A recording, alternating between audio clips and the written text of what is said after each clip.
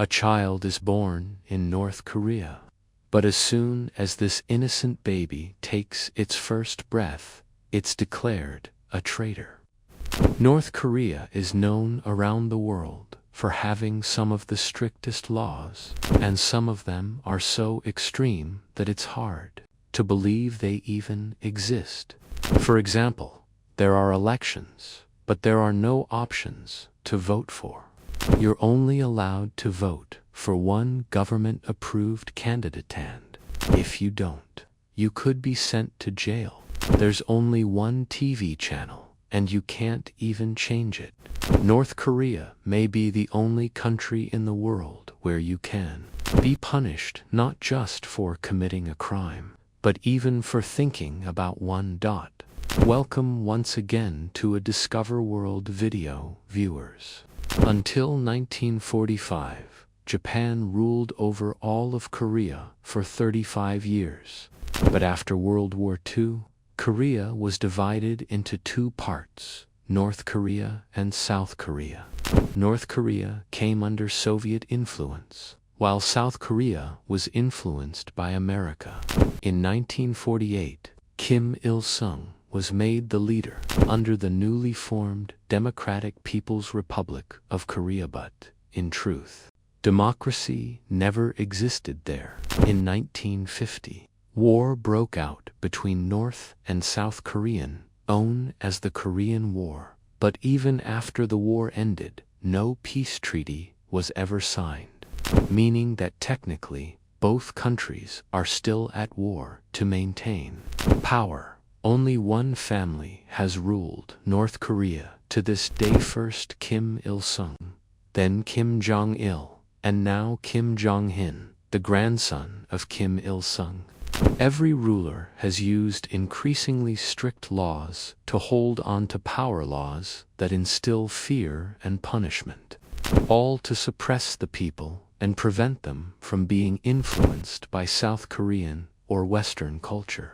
Today, we'll explore some of these bizarre rules. For instance, in 2024, North Korea banned the use of sunglasses and certain wedding dresses in metros or public stations. Instead of music, Kim family speeches are played, and no one is allowed to talk or make noise during them.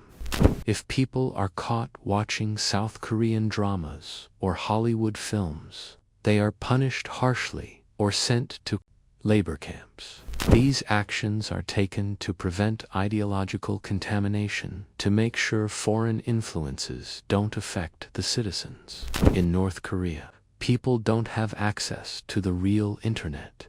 Instead, they have a fully restricted intranet that only works inside North Korea. And even that is heavily monitored by the state to control what people are watching, reading, or saying. Calling someone outside the country without government permission is illegal. All TV, radio, and newspapers are state-run. The idea of private media is non-existent. The only things shown in the media are praise for the government, glorification of the Kim dynasty, and condemnation of foreign enemies, particularly the U.S. From childhood, people are taught to hate America and its allies. The government also strictly controls people's hairstyles.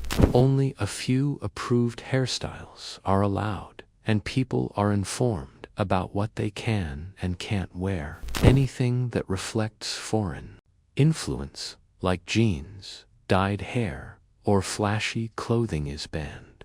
For instance, hot dogs are banned because of their American origin. Without it, travel is considered illegal. A North Korean passport is only issued to the elite, such as government officials or Kim Jong-un's close associates. Ordinary citizens can't even dream of leaving the country.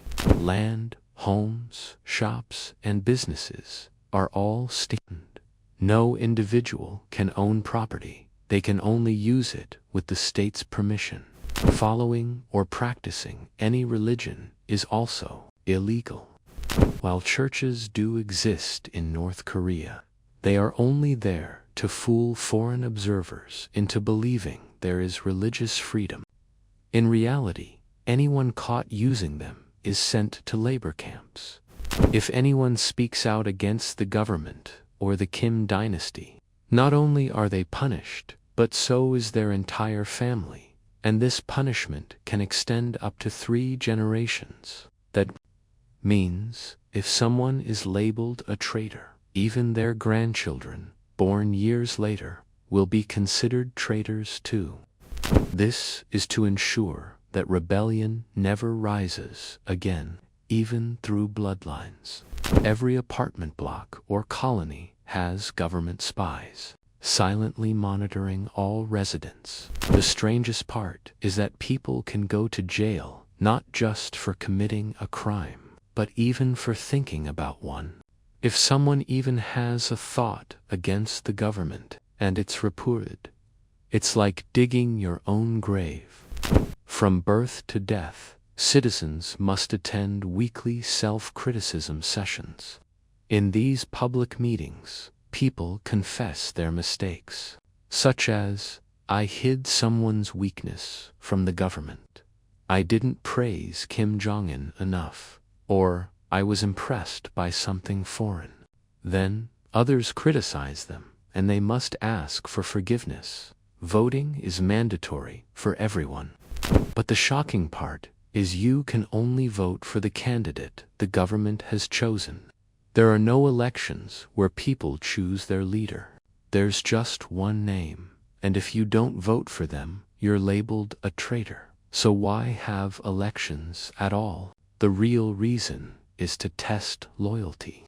When 100% of people vote for a single candidate, the government claims it as a symbol of its power and unity. North Korea even has a national assembly called the Supreme People's Assembly, but its purpose is not to make decisions, only to rubber stamp Kim Jong-un's orders. Every citizen must memorize the regime's 10-point ideological principles. If anyone stumbles while reciting them, they're called a traitor. Every single point mentions Kim Il-sung by name. All TV sets are fixed to state channels like Korean Central Television. People cannot switch channels, and tuning in to others is illegal. Imported TVs have their NTSC tuners disabled beforehand. Even bicycles must be registered with number plates. You must pass a road safety test and get a license to ride a bicycle. Wearing clothes with foreign logos, slogans, or flags is banned. The government sees this as cultural infiltration and wants everyone to reflect only the North Korean identity. Strict laws apply even to tourists. They must always be accompanied by a guide, can only visit government-approved locations, and cannot interact with locals or take random photos. To interview a local, they need permission from their tour guide. Owning mobile phones and computers is allowed, but USB drives and memory cards are regularly checked. If any foreign content is found, the person is punished.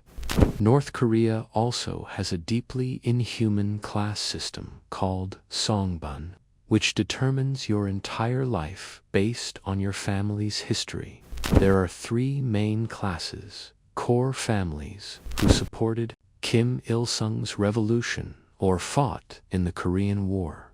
They're seen as most loyal and given top jobs, homes in Pyongyang, and access to cars. Wavering ordinary citizens, often farmers or workers, whose ancestors were neither favored nor opposed by the government. They have access to middle-class facilities. Hostile, those with religious ancestry or connections to South Korea. They're seen as traitors and forced into the worst jobs, such as mining, manual labor, or cleaning. Utilities, like electricity, water, and gas are rationed, and their usage is strictly monitored. At age 17, every citizen, male or female, must serve 10 years in the military. When a member of the Kim family dies, or on the death anniversaries of Kim Il-sung or Kim Jong-il, crying is mandatory. If someone fails to cry, their loyalty is questioned. Every home must display portraits of Kim Il-sung and Kim Jong-il, which must be cleaned regularly. School children are forced to memorize and recite their speeches as a test of ideological loyalty. North Korea is so cut off from the world that it even uses a different calendar, known as the Juki calendar. It starts from 1912, the birth year of Kim Il-sung. So, while the rest of the world is in 2025, North Korea is in Juki year 113. Why is North Korea so isolated from the world? One reason is the Kim regime's fear that if people learn about the outside world, they might revolt against the regime. So, media, travel, and internet are all banned. Another reason is international sanctions due to their nuclear program, which have pushed North Korea even further into isolation. Please note, some of these rules may have changed, or even harsher rules may now be in place. No one knows for sure. All this information comes from those who successfully escaped after 1953. Spy satellites are used to monitor various regions. Some North Koreans have even filmed secret footage and smuggled it to China via USB drives. We hope you will like and share this video. Thank you so much for your continued support and kind comments.